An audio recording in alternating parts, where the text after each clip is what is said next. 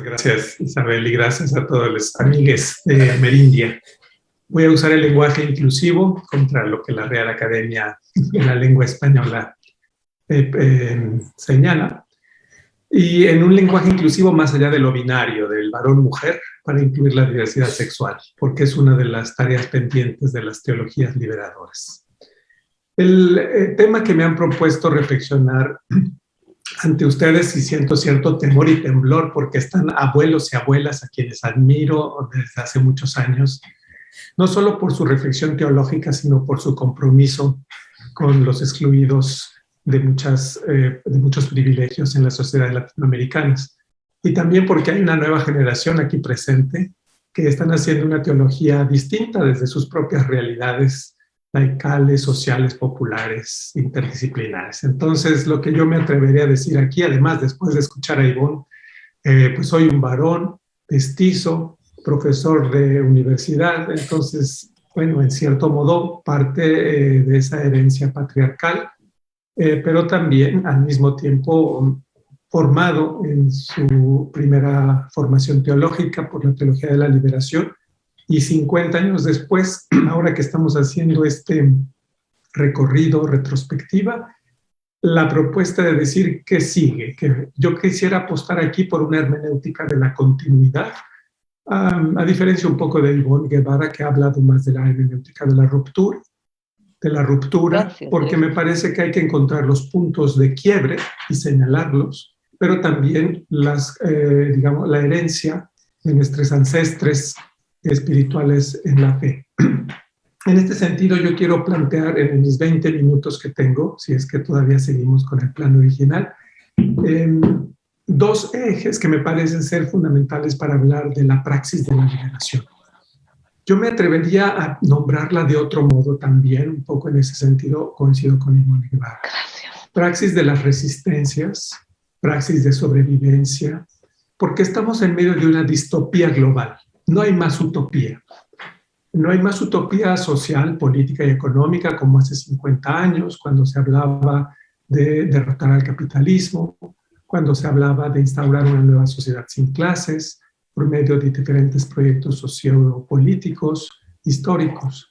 Hoy estamos en medio de distopías que son globales y que atraviesan muchos ejes. Entonces, el primer eje quiere ser esta reflexión breve sobre el mundo en que vivimos, atrapado por lo que llaman algunos la violencia sistémica. Quizás no estructuras, las estructuras de pecado sí, ahí están, son partidos políticos, son empresas de capitalismo verde, pero hay algo más que estructuras de pecado. Hay ahora la conciencia, gracias al pensamiento crítico y al pensamiento complejo, de la interrelación profunda entre las diferentes violencias. El capitalismo patriarcal, heteronormativo, sacrificial, colonial, blanco, de hegemonía blanca, es lo que controla el mundo, y un 1% de la humanidad goza de uno de los porcentajes más importantes de la riqueza en el mundo, que es más del 45%. Los cientistas, ecólogos, antropólogas, diferentes disciplinas presentes que trabajan lo que llaman hoy la ecología política, nos sugieren un escenario apocalíptico. De aquí al 2050, la humanidad entrará en una crisis de sobrevivencia, que está marcada por diferentes escenarios, que son, por supuesto, la crisis climática, el incremento de la pobreza y la exclusión, las violencias de género, por supuesto, contra la mayoría de la población, que son las mujeres, pero también contra la comunidad LGBTIQ, contra los cuerpos basurizados de migrantes. Y en ese sentido estamos acercándonos de manera vertiginosa hacia un escenario que ya de entrada hoy es la confrontación, el cruce de estas violencias, y que en las cuerpas de las mujeres, como bien recuerda Rita Laura Segato, es donde más se expresa esta guerra. Los hermanos zapatistas hablan de la Cuarta Guerra Mundial. Es una guerra sistémica contra todos aquellos cuerpos o cuerpas basurizados que no corresponden al modelo del financiamiento global que necesita la máquina capitalista. y que también están como parte de este mecanismo las mafias criminales. No solo son las empresas transnacionales, son las mafias criminales que trafican cuerpos, órganos humanos, drogas, armas y que están en todas las latitudes del planeta. En ese sentido, el escenario es apocalíptico, es catastrófico y necesitamos tener herramientas para comprender qué está sucediendo y cómo desmontar, si fuese posible, esas violencias. Es en ese sentido que el primer eje del que estoy hablando, que sería este mundo de violencia sistémica, bueno, que está cruzado por muchas violencias y así lo resume y lo analiza el pensamiento crítico, el pensamiento antisistémico latinoamericano, el pensamiento complejo, los ecologistas, nos ayuda a entender que las categorías que hace 50 años usamos para entender quizá la pobreza económica son insuficientes, porque está cruzada, está colorizada, está racializada esa pobreza, tiene género, tiene etnia, tiene situación socioeconómica, privilegios y desprivilegios. En ese sentido, la utopía del reino, que parece ser lo que predominó en los 2000 años de una teología cristiana, con sus siempre algunos matices apocalípticos, tiene que ser reinterpretada. ¿Qué significa hoy predicar el anuncio del reino? Sí, parábolas, volver a las narrativas nacidas de la vida, sí, pero ¿cuáles son los contenidos de esas parábolas? A mi modo de ver, el eje del mundo tiene que tener no solo el lado oscuro de la democracia, el lado conflictivo de las violencias contra las mujeres, de los feminicidios o de los crímenes de odio, sino las resistencias que le hacen frente. Porque son las resistencias ahí donde en medio de muros surgen grietas, ahí donde hay intersticios de un poder distinto de gobernanza, distinto al del arriba y del hegemónico, donde empieza a surgir un colapso de la historia mundana y el surgimiento de algo que nos atrevimos a llamar en el pasado reino de Dios y que necesita nuevos nombres, nuevas metáforas de resistencia, de sobrevivencia, de vida plena, de acuerpamiento. Y es ahí donde algunas palabras surgen como ruta crítica para poder quizás interpretar el colapso, no que viene, el colapso que ya está entre nosotros. Colapso climático, colapso sociopolítico, colapso del Estado-Nación, de la escuela como institución de educación, del sistema de salud, lo hemos visto en la pandemia. Y en ese sentido, esas palabras que me parece que son grietas en medio de esos muros, son resistencias, autonomías, mutuo cuidado, acuerpamientos, y todo ello tiene que ver con repensar la utopía, en la distopía, sin olvidar que este es nuestro escenario y no será diferente en las próximas décadas si es que la humanidad logra sobrevivir. No solo a la pandemia, por supuesto, sino a toda la sindemia que ha revelado la pandemia, es decir, la correlación de inequidades que atraviesan hoy a las sociedades contemporáneas.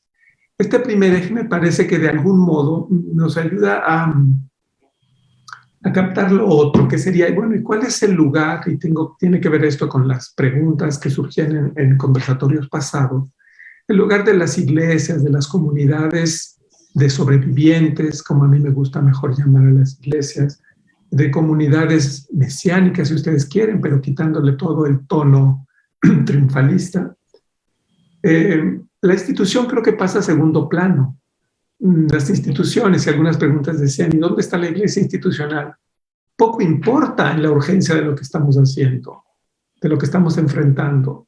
Los líderes religiosos, sean de la Iglesia Católica, de las iglesias reformadas o de otras religiones, no son quienes tienen la inteligencia de lo que está sucediendo en las resistencias. Son quienes las están viviendo hoy, aquí y ahora, en sus cuerpos, en sus territorios, imaginando y creando mundos nuevos.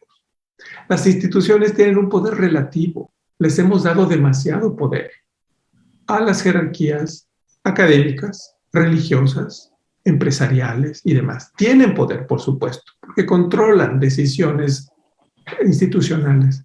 Pero lo que está en juego en esta crisis apocalíptica que estamos viviendo, está jugando, creo yo, en otro nivel, que es el de las resistencias. Y por tanto, lo que yo diría, las instituciones, está bien, y qué bueno que hubo un sínodo amazónico, y qué bueno que hay una nueva conferencia episcopal amazónica. Sí, y perdón, no es un desprecio al gran esfuerzo de los pueblos amazónicos, pero su vida está más allá de una conferencia episcopal panamazónica.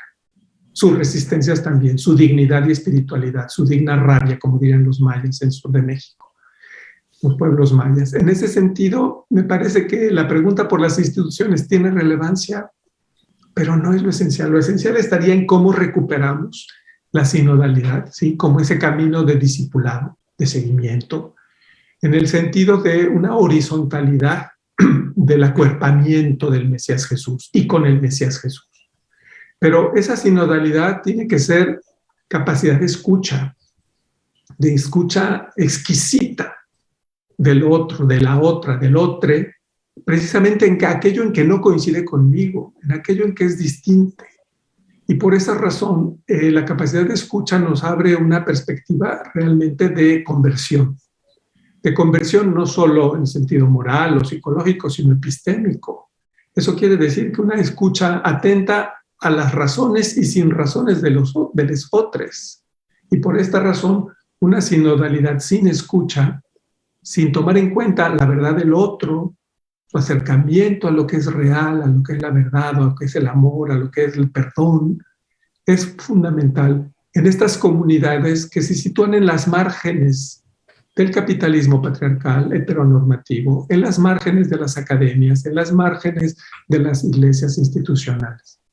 Me parece que si hoy podemos hablar de esperanza, solo puede ser en esta perspectiva, que sería la de una sinodalidad profético, ¿sí? Apocalíptica, yo añadiría, y en síntesis más escatológica. Es decir, una sinodalidad que lo que va a querer es reconstituir un cuerpo herido, un cuerpo social herido, porque solo en la medida en que recuperemos a quienes nos faltan, podremos estar en paz. Y esto lo digo con todo el trasfondo de las familias de personas desaparecidas en México y en el mundo, que buscan a sus seres queridos, porque mientras ellos no estén, aunque sea como restos humanos devueltos a sus familias, o recuperados de cárceles y prisiones de las mafias hoy, mientras no les recuperemos, algo nos falta, algo que es esencial. Y en esa medida, lo que me parece que está en juego con la sinodalidad es ir mucho más allá de las estructuras eclesiales, que tienen su valor, no lo niego. La sinodalidad en la parroquia, en la diócesis, a nivel de conferencias episcopales, pero me parece insuficiente para la profundidad del colapso civilizatorio al que estamos llegando. Se trata de una pregunta fundamental que puedo usar nombres de autoras, autores, científicos, líderes sociales, etcétera, pero no es lo importante aquí, sino el escenario mismo, que me parece que es donde lo que está en juego es frente a este colapso ambiental y social y político del Estado-nación, de la sociedad internacional, del capitalismo financiero pujante, que irá depredando cada vez más territorios y cuerpos de migrantes, de mujeres y demás, de pueblos originarios. Lo que está en juego es cómo nos acuerpamos, cómo en ese sentido resistimos. Estemos donde estemos. El sur epistémico no es solo el sur global, es el sur, como bien dicen hoy los zapatistas en gira en Europa, van a encontrar a las otras Europas. Las Europas que no cuentan para el Fondo Monetario Internacional o el Foro de Davos. Las Europas que están allí donde en los barrios populares, en las grandes capitales europeas, hay gente que pasa hambre, que vive atrapada en la delincuencia, pero también que se organiza y resiste.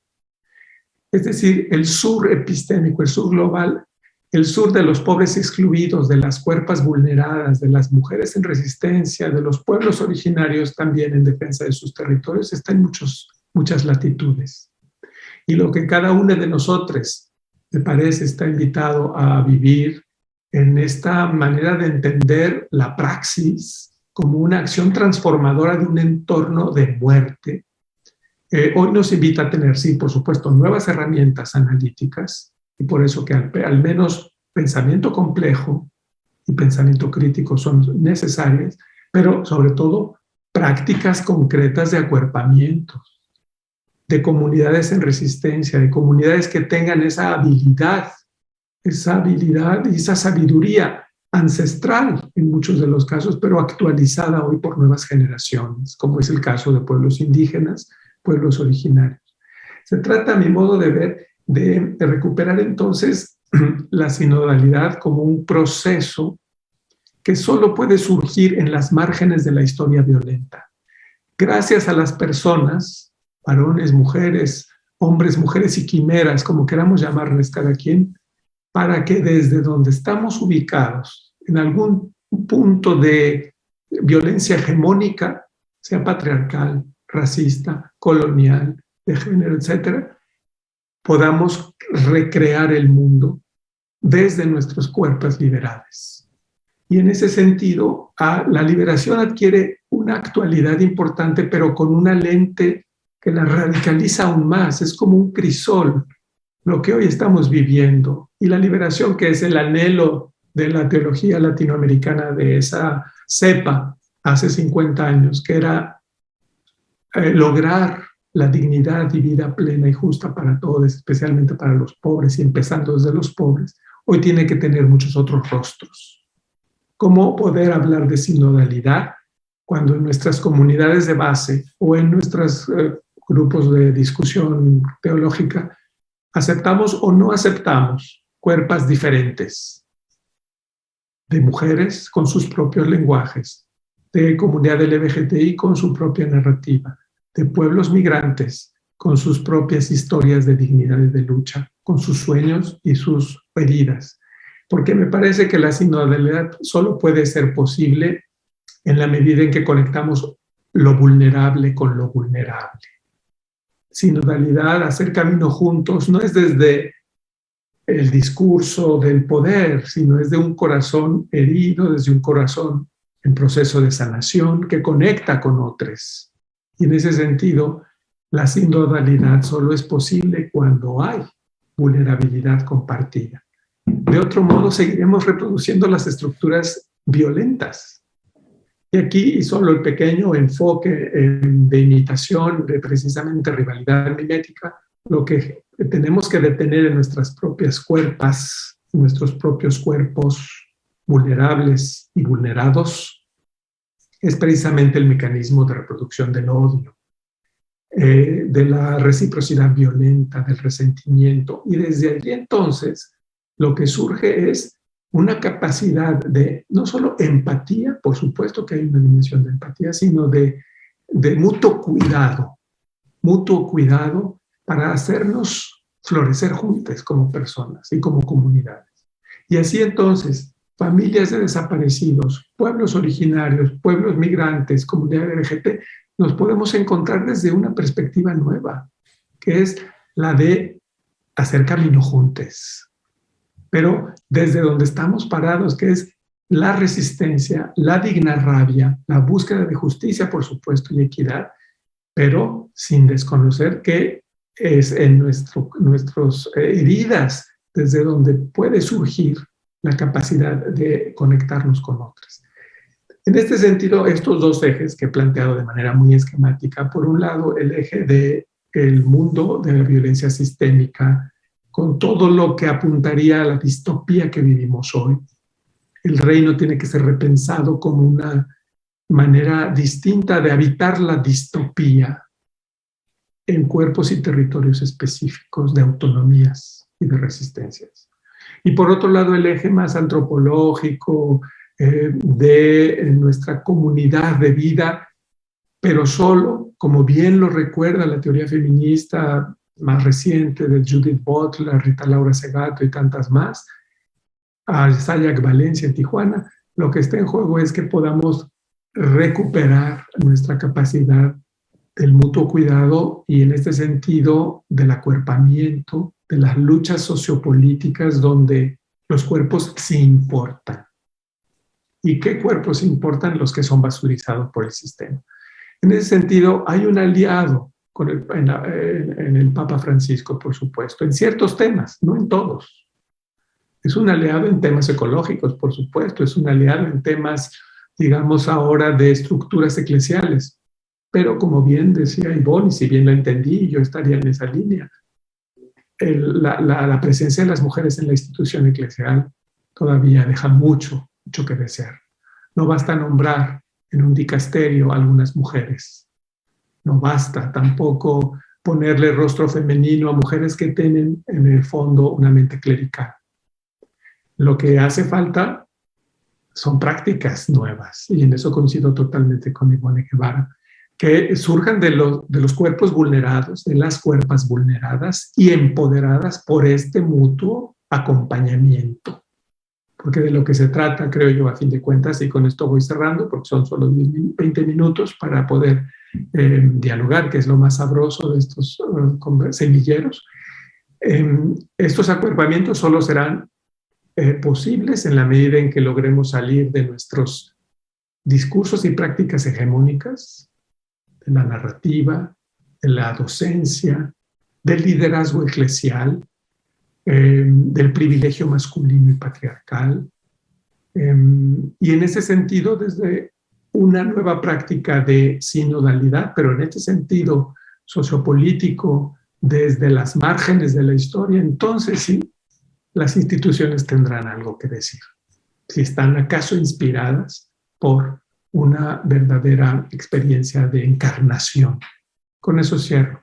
Sí, el cristianismo tiene pertinencia, me parece hoy, y la teología de la liberación como una expresión histórica de ese cristianismo en condiciones de opresión y violencia, es en la medida en que volvamos a la encarnación como una narrativa de cercanía, de máxima compasión, de acuerpamiento, de cuidado, el buen samaritano, tantos otros, pero lo que está en juego es, a mi modo de ver, una manera de ser nuevamente cuerpo del Mesías Jesús, cuerpa del Mesías Jesús.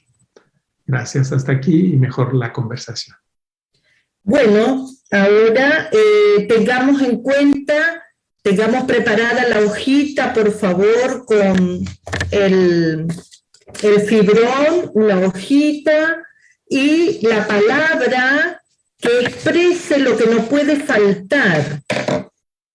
La consigna es escribir en una hoja una palabra que exprese lo que no puede faltar como prospectiva, ¿no? Para que lo tengamos como conclusión.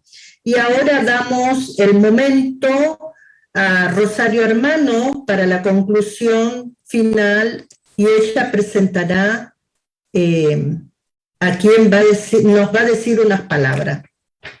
Le decía que no como para conclusión final, pero sí como para cierre de bueno, un poco de este momento y también de este proceso que juntas y juntos hemos caminado en todo este año. Quizás, bueno, recordar que el año pasado y con la pandemia y demás, bueno, a nosotros como a todo el mundo nos interpeló y de alguna manera desarrollamos una serie de encuentros para intentar pensar juntos, fortalecer la caminada en estos tiempos caracterizados por una inédita complejidad social causada por la pandemia, pero que profundizó las realidades injustas y violentas ya existentes en nuestro continente. Por eso, en este proceso nosotros, bueno, comenzamos con la geopolítica, profundizamos en la espiritualidad para culminar con la praxis hoy, ¿no? Como plato fuerte, no diría con el que nos deleitamos y nos interpeló mucho. Como decía Ivonne, es importante que nuestras categorías y conceptos cambien en el mundo de hoy, ¿no? Frente a tantas personas que tienen aprecio por la tradición de Jesús de Nazaret, por la tradición cristiana. El término liberación también entró de alguna manera como una especie de estructura, ¿no? Y quizás esto bueno, un concepto que lo tenemos que sentipensar, crear otras parábolas, hablar de Jesús de otra manera. Y bueno, y en eso queremos seguir con ojos bien abiertos para seguir interpelándonos y pensando y soñando juntos también. acoger las preguntas y la perspectiva de la esperanza desde una sinodalidad que quiere reconstruir un cuerpo social herido, como nos planteaba Carlos, ¿no? Y esa praxis como acción transformadora desde un entorno de muerte, de resistencias y prácticas concretas de acuerpamiento, con ese término que tanto nos gusta también y que es tan significativo. Hoy estamos finalizando de alguna manera este proceso, pero como siempre también lo cerramos abriéndonos hacia el futuro, ¿no? Hacia el próximo año, también lleno de incertidumbres, pero con la certeza de que seguiremos caminando juntos, dejándonos interpelar, conectando lo vulnerable con lo vulnerable. La sinodalidad será posible, ¿no?, con esta vulnerabilidad compartida, esto que nos presentaba Carlos. Y bueno, y reafirmar nuevamente la necesidad de estas prácticas nuevas y de invitarnos a todos a seguir caminando, a seguir sentipensando y reflexionando desde nuestros espacios de resistencia, desde donde lo nuevo de alguna manera ya está naciendo. Y bueno, un poco compartir desde allí y quizás desde allí también no sé si Soc o alguien quiere de repente compartir algo más. Bueno, yo nada más agradecer todos estos conversatorios que hemos tenido a cada una de las que ha estado presente, y que bueno, que Amerindia tenemos un reto muy grande, como todos los cristianos en realidad, ¿no? Yo creo que Rosario ya ha hecho una recogida de este tiempo, pero me parece que lo que Carlos planteó así en corto, bueno, es un panorama tremendo, ¿no? A ver, te deja como así, pero termina con una nota de esperanza. Y eso a mí me parece bien, bien importante, ¿no? La encarnación, bueno, en este mundo violento, todo lo que él describió como con tanta claridad, pero que está la encarnación de Jesús.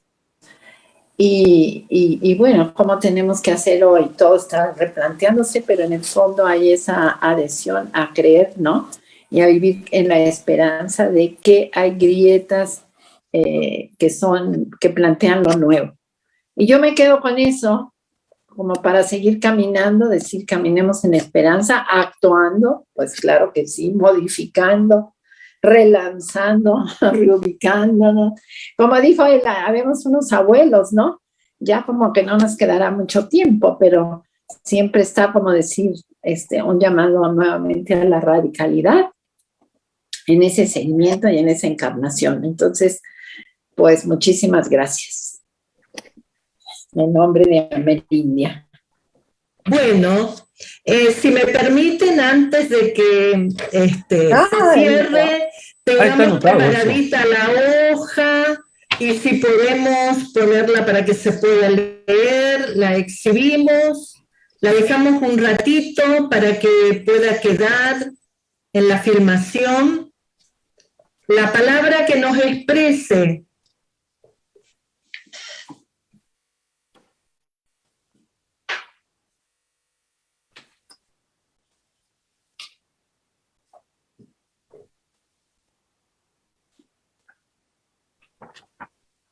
Un momento para tomar fotos, por favor.